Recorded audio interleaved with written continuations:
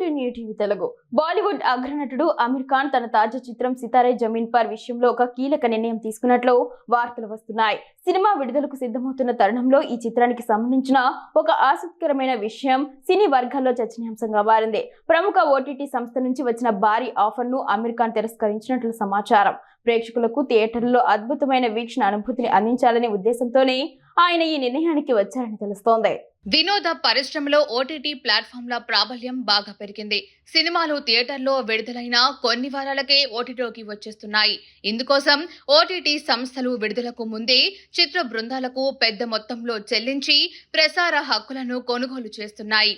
ఇదే తరహాలో Sitaare Zameen per cinema digital హక్కులను దక్కించుకోవడానికి ప్రముఖ ఓటీటీ సంస్థ అమెజాన్ ప్రైమ్ వీడియో సుమారు 120 కోట్లకు భారీ ఆఫర్తో ముందుకొచ్చిందని బాలీవుడ్ వర్గాల్లో జోరుగా ప్రచారం జరుగుతోంది.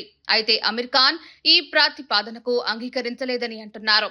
ఓటీటీల కారణంగా థియేటర్లకు వచ్చి సినిమా చూసేవారి సంఖ్య తగ్గిపోతుందనే ఆలోచనతోనే ఆయన ఈ డీల్ ను వద్దనుకున్నారని చెబుతున్నారు.